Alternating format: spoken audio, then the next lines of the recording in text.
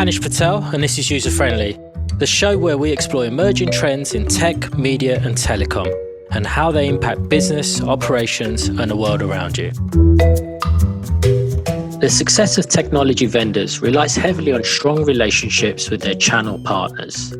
However, many of their channel partners lack the capabilities that enterprise customers increasingly demand, mainly due to the shift to a flexible consumption-based model, or what's more commonly referred to as XaaS, everything as a service. X as a service solutions combine hardware, software, and services into a single offering. How is the role of channel partners changing? And what can tech vendors do in order to enable their channel partners to navigate the change and generate greater value for their enterprise customers? To dive into this, we have Vicky Batka, Vice President for Partner Organization at Cisco Systems for the Asia Pacific, Japan, and Greater China region, and Kamesh Mulapudi, Managing Director with Deloitte Consulting. Vicky and Kamesh, a real pleasure to have you both on the pod. Many thanks, Hamish. It's great to be here. Thank you for inviting me. So, Vicky, to begin with, I'm going to give you a bit of a multi-part question, if I may. For the benefit of those who are listening to our podcast, can you talk about the key trends, including recent disruptions, and how things are changing in these current times?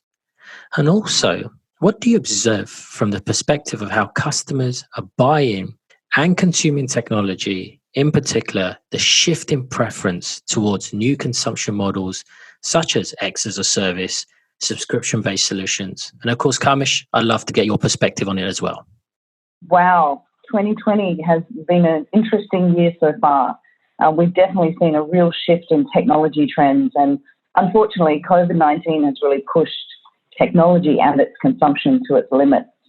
We've seen customers and partners having to pivot how they consume products as a service. And for some very traditional IT resellers, they've also had to rapidly adapt or respond to their customers from how they've traditionally sold maybe hardware only to now solutions and offers to offer that better service to their customers.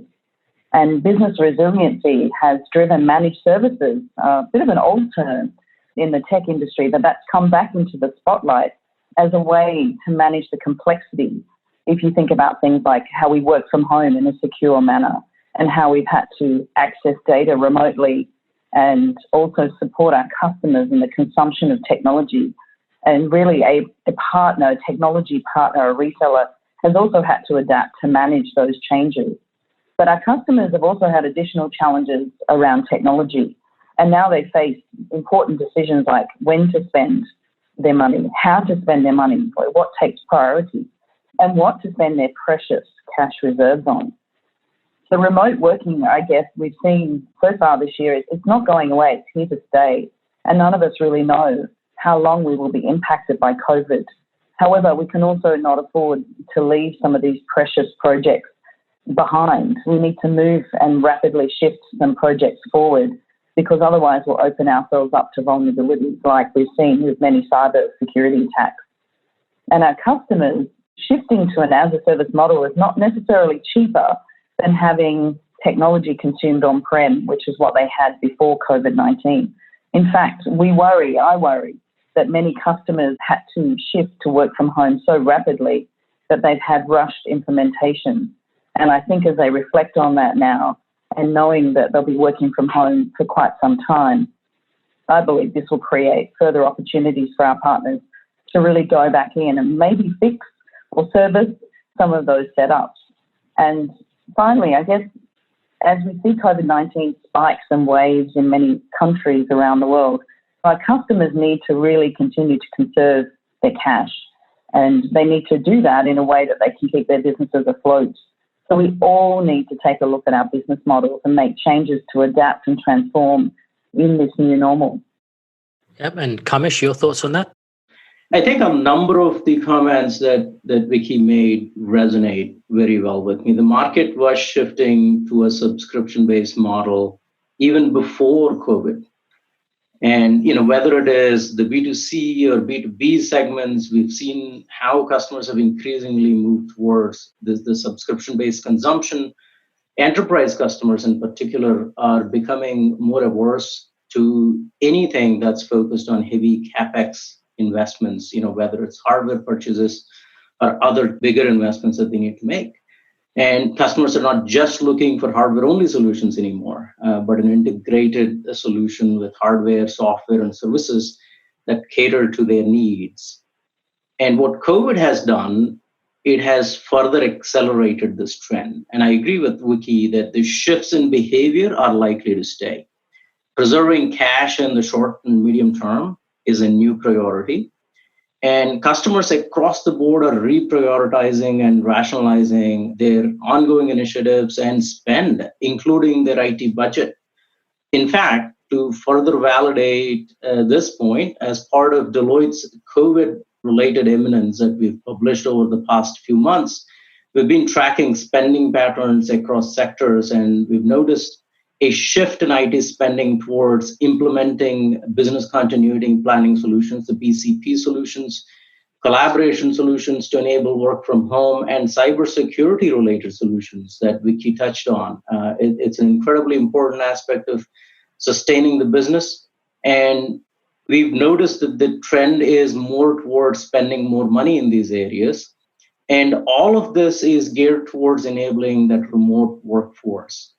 And I believe the shift opens up new opportunities for tech vendors and channel partners. Mm-hmm. Moreover, the technology leaders today are in a unique position, in my view, to help their organizations reimagine future of work, workforce, and workplace powered by technology. For instance, by enabling collaboration, cloud-based services, and remote working, the future of workplace will change forever, as far as I can see. Well, thank you both for that. I know I gave you a pretty hefty multi-part question there, and clearly a lot to think about there with everything going on with COVID and the force of everyone working from home. But Vicky, I'd like to turn to you, and specifically if you can share with our listeners how Cisco has been responding to these market changes that you and Kamesh just highlighted above, and how have you been helping the channel partners adapt to it? Look, there's no doubt in Asia Pacific we were impacted first with COVID-19, and we've seen every country across the region respond and react quite differently. What's been interesting is we've also been watching the governments and how they're providing the levels of stimulus support to suit their market or their country. In countries like Australia, the government is stimulating small business.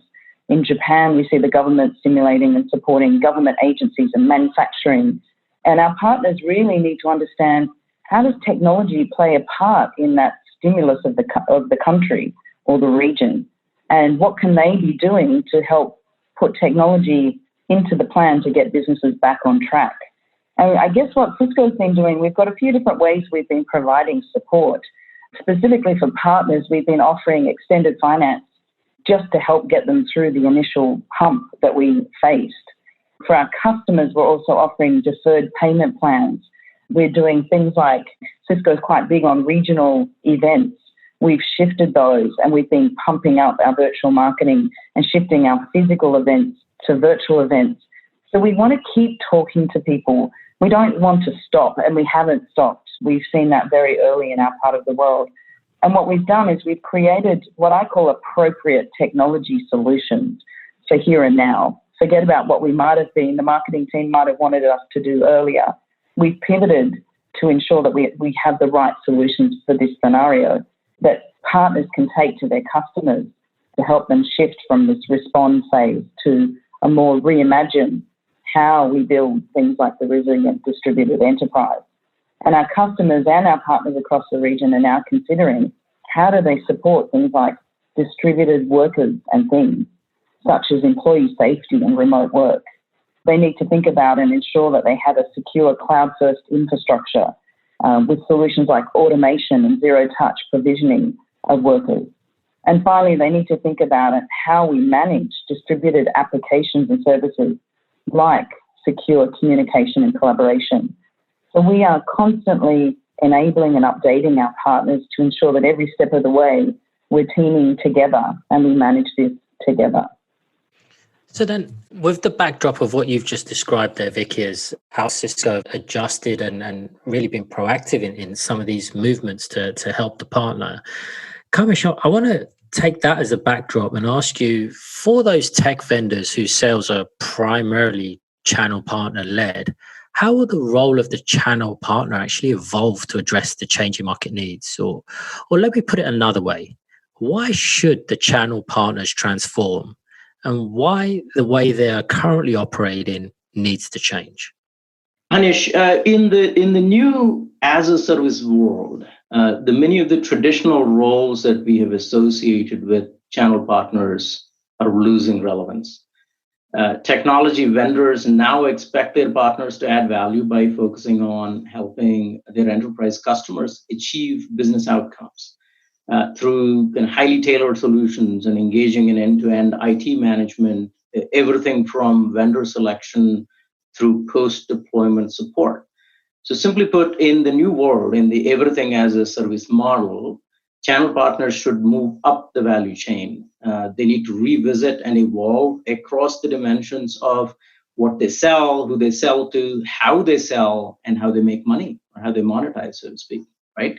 For instance, they need to think about reselling hardware, how to move from reselling hardware and software to delivering integrated IT solutions, including custom software solutions built on top of the technology vendors' offerings. They need to think about who they sell to, right? From selling to IT executives to engaging with line of business executives to better understand the strategic priorities of the business. So in summary, channel partners should move from having a transactional relationship with both the tech vendors and customers to a more value-based strategic partnership. And that change is absolutely critical for their continued survival in this market. So let's stay with that train. Vicky, if we just heard about what the channel partners need to do, what role do you believe the tech vendors can play in helping their channel partners transform? And given the diversity in business profiles of these channel partners, size, technical maturity, customer base, and so forth, it's clear that one size will not fit all. So what aspects do they need to consider as they support their partner through that transformation?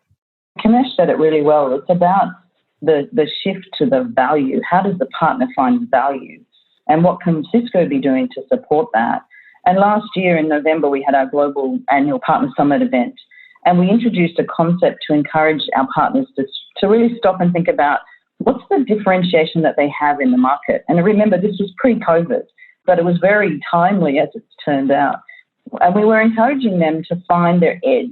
And what we meant by that is, what is their unique value proposition? And this, again, as Kamesh said, it could be vertical expertise, such as small business, if they're a small business specialist. It could be an industry expertise, such as healthcare, education, or it could be a product specialization that they have, something around cybersecurity or video conferencing. So it's important that they start there and really think about what are they really good at and how are they different from other partners or channel partners in the industry, especially locally. And we also encourage our partners to work with other partners. We call that peer-to-peer partnership. And that's once you identify what you're good at and what your strengths are or your specialization, using something like a teaming agreement, you can partner together. And especially now, it makes a lot more sense than having to start and go and invest in the skills and capability.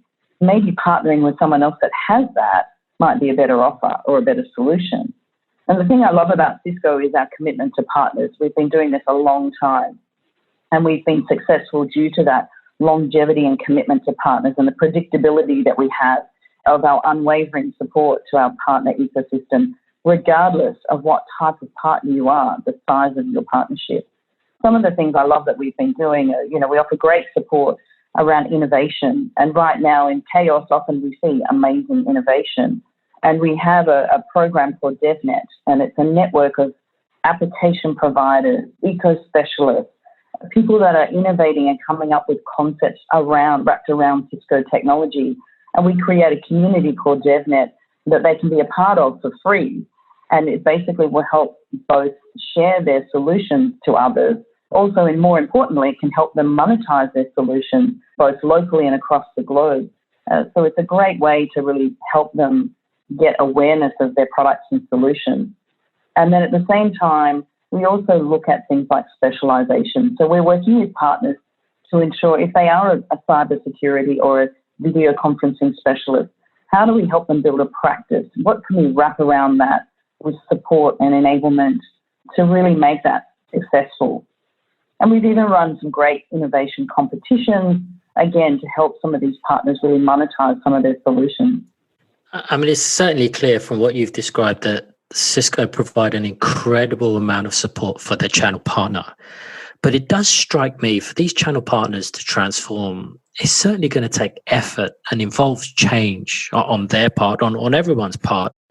So what are the key challenges that these channel partners usually face as they make efforts to adapt to the new business or customer models as we've described earlier?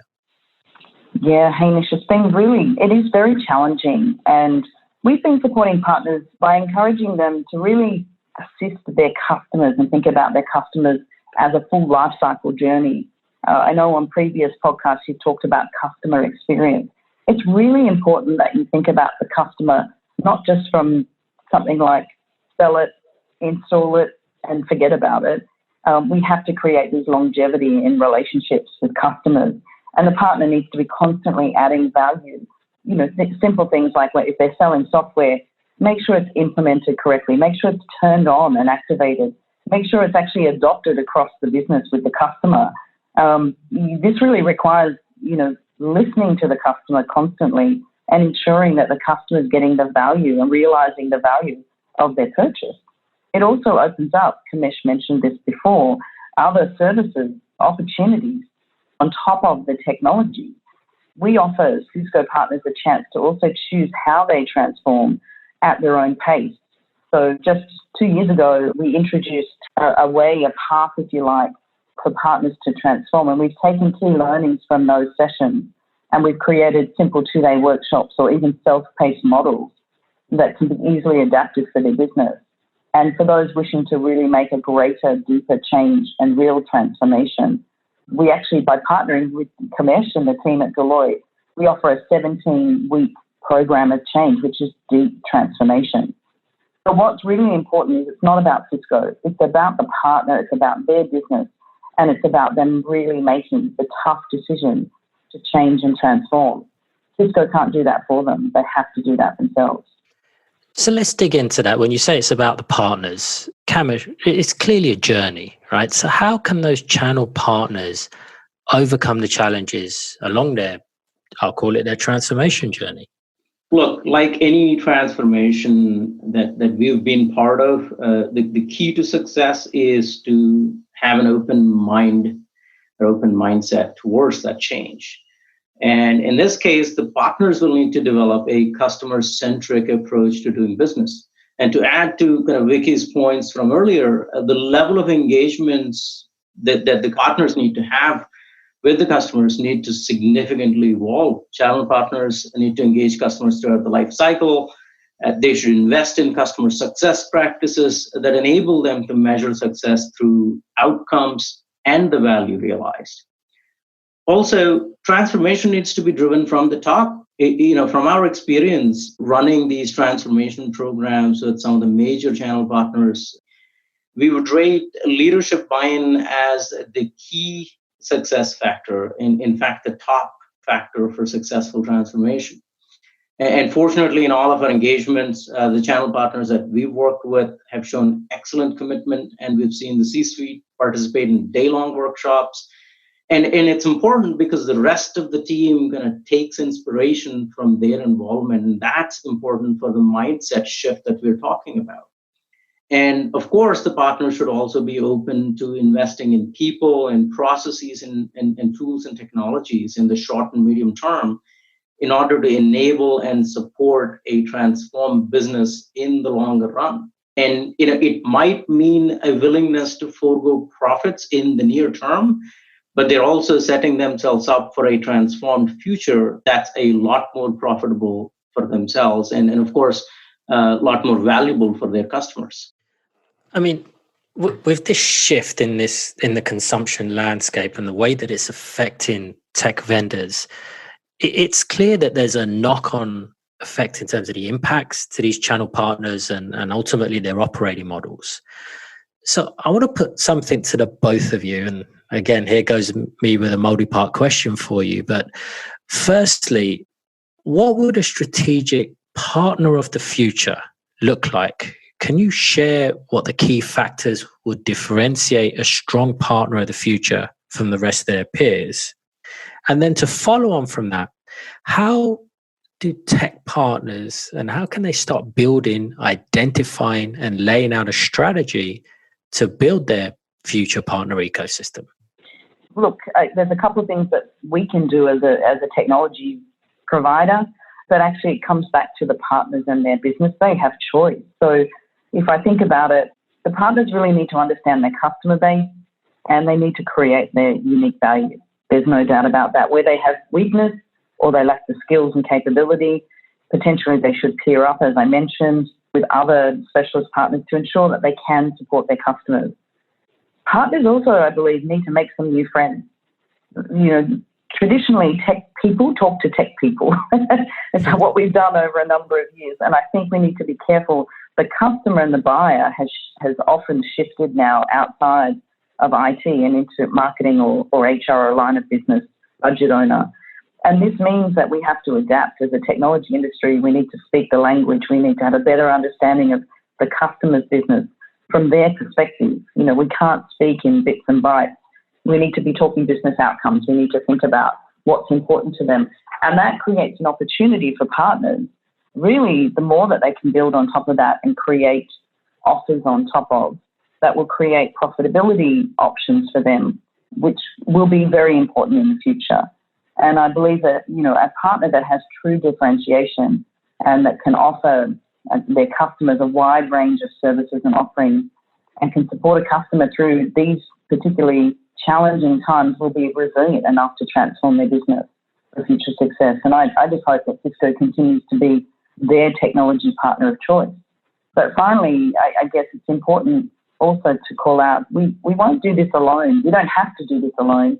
Tech vendors like Cisco, we have support, we have tools, we have enablement to help the partners get there. And I guess it's up to the partners to embrace what's available. And that way we'll all rebound together. Your multi-part questions are testing my memory. So let me see if I can address all of them. And Vicky touched upon a number of those themes. It's incredibly important for partners to think about the future differently. And, in fact, we've published some work on, what our view of a partner of the future looks like. This is based on years of work, including, with Cisco and other tech vendors that we've done before. And so this is what I believe, right? What is important is a shared vision, right? The partner of the future needs to share a common vision, strategic objectives, goals, what have you, with the tech vendors and take the journey together. They need to align their go-to-market strategy with the vision of the tech vendors and co-create offers to take them to market. You cannot be working in different spheres, right? You have to be working together in this thing. And from a capability standpoint, while channel partners have traditionally relied on running their business through relationships, we need to acknowledge that customers are evolving and are looking for partners that can bring specialized capabilities to the table. So the partner of the future needs to invest in developing such capabilities to be able to sell and deal with multiple buying centers and navigate multiple relationships. And of course, the third one is differentiation. Partners need to differentiate their value and their competitive advantage against peers, for example, the ability to develop custom solutions, specialization in specific solutions that Vicky talked about earlier in terms of the areas that they focus on, and the verticals rather than having generalized offerings. So these, I believe, are some of the critical aspects that the partners need to think about as they're evolving to that partner of the future model. Beautiful. In summation, it's clear that tech vendors need to invest the time required to make their channel partners an integral part of the everything as a service transformation journey. At the same time, channel partners should work closely with the tech vendors to implement changes, learn and adapt, and build their ecosystem to serve end customers more effectively. I mean, it's a two-way street where tech companies and their channel partners jointly work together to create a value-based ecosystem now and in the future.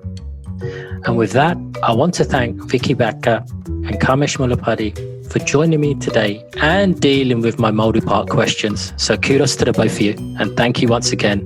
And until next time, happy listening. Thanks for listening to User Friendly. To subscribe or listen to more episodes, search for Deloitte User Friendly in your favorite podcatcher or find us online at userfriendly.deloitte.com. The opinions expressed by guests on this podcast belong to them and do not necessarily reflect those of Deloitte.